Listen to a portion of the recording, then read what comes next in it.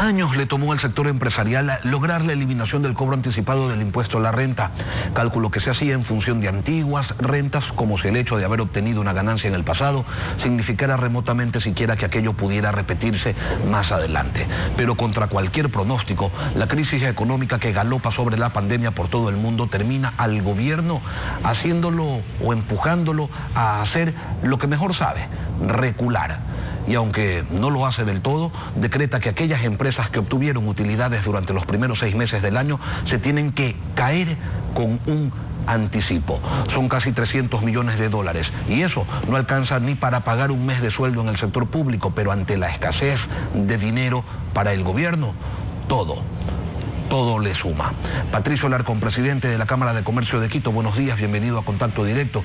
300 millones de dólares para un gobierno con el nivel de gastos que tiene el ecuatoriano es poca cosa, pero ¿qué representa para el sector privado que tiene que desembolsarlo? Buenos días. Muy buenos días, Lenny. Un cordial saludo a la audiencia de Contacto Directo.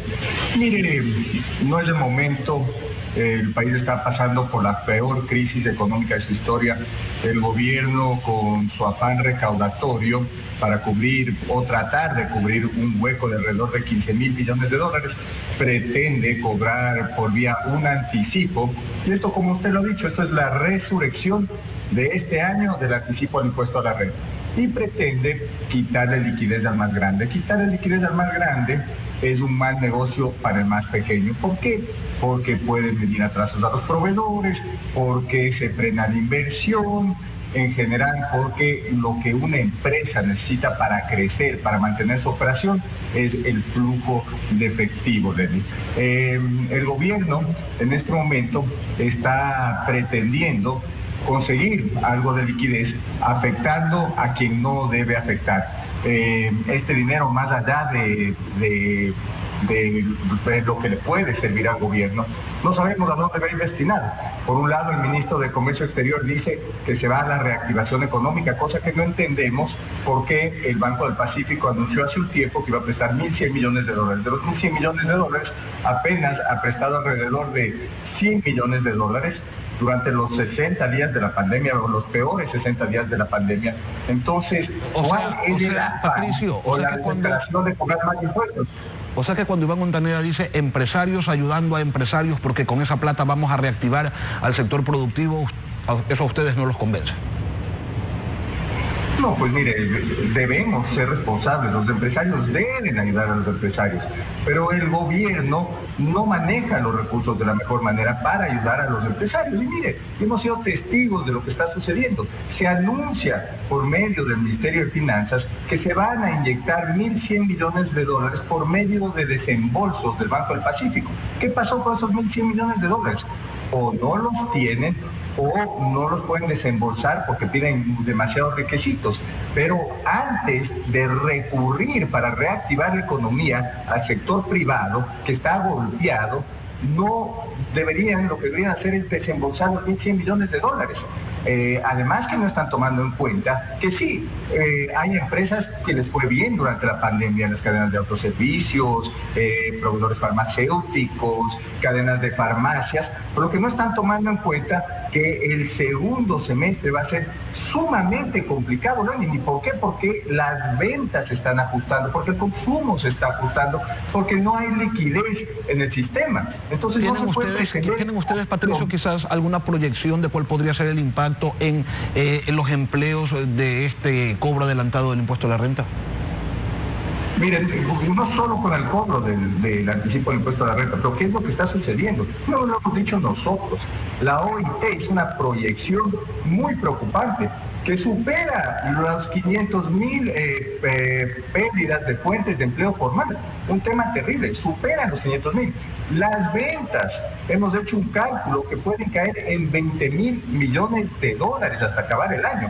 Entonces, se contrae el mercado, se contrae la liquidez. Las empresas en qué deben destinar sus recursos, y es en mantener sus operaciones, en estar al día con su rol de pagos, en pagar a proveedores, en mantenerse al día o sacar líneas de crédito para capital de trabajo, no tener que pedir préstamos para poder pagarle al fisco más dinero. Patricio, hay temas que se complican, ¿no? Ustedes los empresarios han tenido quizás como nunca antes una representación importante en el gobierno. Pusieron al ministro de Finanzas, al ministro de Comercio Exterior, al anterior y al que lo sucedió, en algún momento al ministro de Trabajo, y no es posible, no tiene mucho sentido que no los escuchen siquiera en requerimientos de este tipo, como tampoco tiene sentido porque ellos, los actuales funcionarios, fueron en su momento los primeros en reclamar y llenar de adjetivos a quienes en aquellas ocasiones defendían el cobro anticipado del impuesto a la renta. Entonces, ¿qué es lo que está pasando? Mire, tenemos que ser clarísimos de lo que usted me está preguntando. Nosotros jamás pusimos al ministro de Finanzas, quien tuvo una muy buena relación con el ministro de Finanzas y trabajó para que llegue a ese puesto, fue el secretario de la Presidencia. El secretario de la Presidencia fue asesor político por mucho tiempo de la Cámara de Industrias de Pichincha, que a su vez asesoraba también al exministro de Finanzas. Entonces, por esa amistad llega el señor Martínez al Ministerio de Finanzas. Quien lo lleva al señor Altanera al Ministerio de Comercio Exterior es el señor Martínez. Entonces, nosotros hemos tenido muy poca injerencia en que el ministro llegue a donde llegó. Y además de eso, mire, el ministro, el gobierno, no puedo hablar del ministro, el gobierno, y respeto sus puntos de vista, no creo que están en lo correcto, pero no comprende cuáles son las necesidades del sector productivo. Lo que nosotros necesitamos ahorita es diferir impuestos, diferir los pagos al IES, que el grande compre más al pequeño, que el grande contrate más a más personas. No necesitamos que se le quiten 280 o 230 millones de dólares, como dice el presidente, para enviar eso al gasto público, al barril sin fondo del gasto del Estado, y es un hueco que representa 15.000 millones de dólares. Con esos 280 millones que nos quitan de liquidez, no van a lograr absolutamente nada. Mire, lo que están haciendo es lo mismo que hicieron con el IES.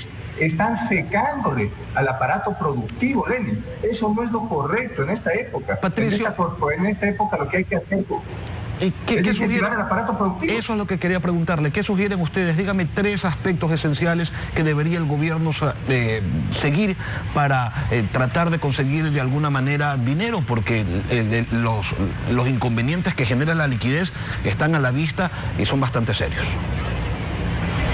Mire, crearon un hueco enorme, no lo pueden manejar, deben 3.000 millones de dólares a proveedores, 15.000 millones de dólares al IES, están atrasados con los salarios. No hicieron los ajustes que tuvieron que hacer, pero es el momento de hacerlo. No pueden mantener 628.000 empleados públicos, tienen que hacer el nuevo organigrama del Estado, definir qué genera valor o qué instituciones pueden generar valor a la sociedad. Esas son las que tienen que mantener. El Estado tiene que regular, el Estado tiene que recaudar, pero el Estado no puede tener negocios y no se puede llenar de instituciones. Y eso es lo primero, reestructurar el gasto estatal. Existe un nuevo acuerdo ministerial, lo ha hecho muy bien el nuevo ministro de Trabajo. Eso va a ayudar en algo. Pero en este momento tenemos que trabajar en competitividad. ¿Cómo bajamos los costos de producción del sector productivo? ¿Cómo se logra ampliar la base para cobrar impuestos?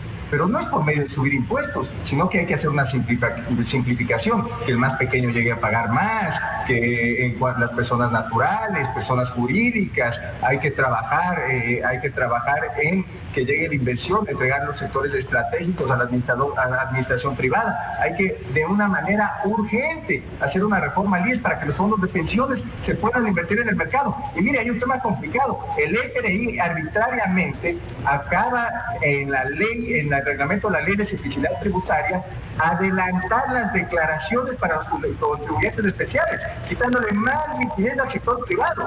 Entonces están tratando de raspar la olla por medio de quitarle dinero al sector productivo, y eso es muy grave, eso va a ahondar la crisis, Lenin. Y esperemos pues a que haya algún tipo de recapitulación, de reflexión, de corrección en un gobierno que nos ha acostumbrado a recular. Patricio Alarcón, presidente de la Cámara de Comercio de Quito, gracias por acompañarnos en Contacto Directo. Una pausa y regresamos.